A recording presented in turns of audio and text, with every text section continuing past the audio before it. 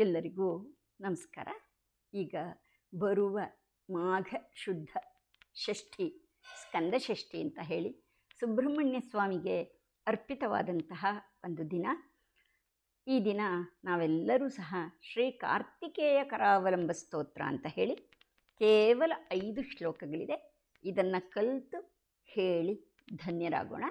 ನೀವು ಕಲೀರಿ, ನಿಮ್ಮ ಮಕ್ಕಳಿಗೂ ಕಲಿಸಿ, ಎಲ್ಲರಿಗೂ ಸಹ ಒಳ್ಳೆಯದಾಗಲಿ ಅಂತ ಹೇಳಿ ಪ್ರಾರ್ಥನೆ ಮಾಡೋಣ. ಈಗ ಶ್ರೀ ಕಾರ್ತಿಕೇಯ ಕರಾವಲಂಬ ಸ್ತೋತ್ರಂ. ಓಂಕಾರ ರೂಪ ಶರಣಾಶ್ರಯ ಶರ್ವಸೂನೋ ಸಿಂಗಾರವೇಲ ಸಕಲೇಶ್ವರ ದೀನಬಂಧೋ ಸಂತಾಪನಾಶನ ಸನಾತನ ಶಕ್ತಿಹಸ್ತ ಶ್ರೀಕಾರ್ತಿಕೇಯ ಮಮ ದೇಹಿ ಕರಾವಲಂಬಂ.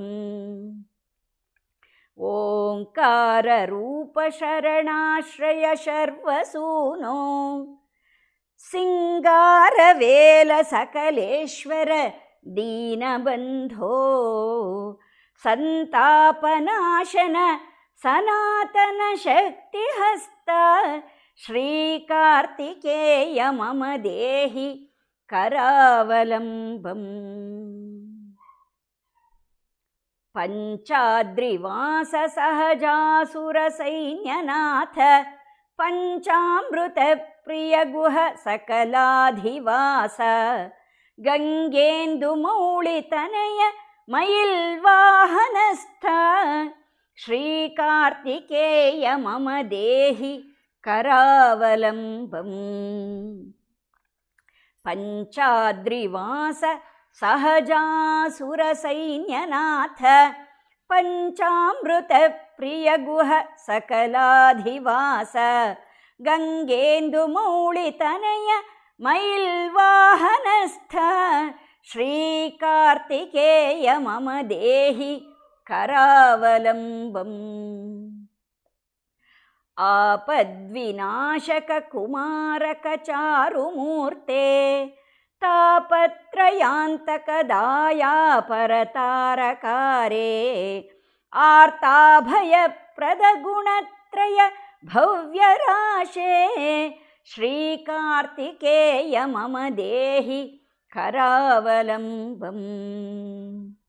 ಆಪದ್ವಿನಾಶಕ ಕುಮಾರಕ ಚಾರುಮೂರ್ತೆ ತಾಪತ್ರಯಾಂತಕ ದಾಯಾಪರತಾರಕಾರೇ ಆರ್ತಾಭಯಪ್ರದ ಗುಣತ್ರಯ ಭವ್ಯರಾಶೇ ಶ್ರೀಕಾರ್ತಿಕೇಯ ಮಮ ದೇಹಿ ಕರಾವಲಂಬಂ.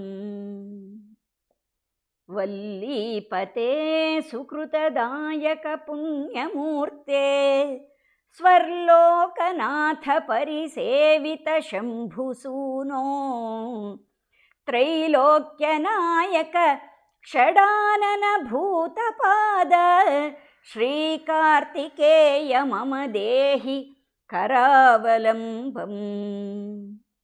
ವಲ್ಲೀಪತೆ ಸುಕೃತದಾಯಕ ಪುಣ್ಯಮೂರ್ತೆ ಸ್ವರ್ಲೋಕನಾಥ ಪರಿಸೇವಿತ ಶಂಭುಸೂನೋ ತ್ರೈಲೋಕ್ಯನಾಯಕ ಷಡಾನನ ಭೂತಪಾದ ಶ್ರೀಕಾರ್ತಿಕೇಯ ಮಮ ದೇಹಿ ಕರಾವಲಂಬಂ.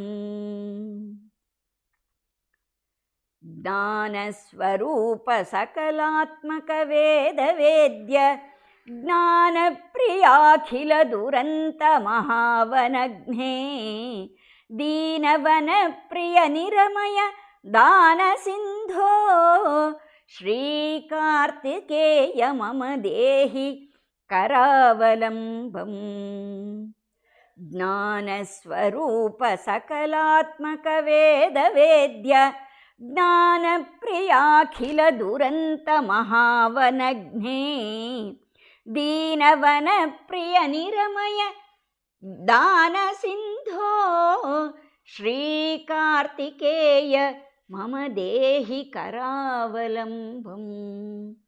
ಶ್ರೀಕಾರ್ತಿಕೇಯ मम देहि करावलम्बम् श्रीकार्तिकेय मम देहि करावलम्बम् इति श्रीकार्तिकेयकरावलम्बस्तोत्रं सम्पूर्णम्।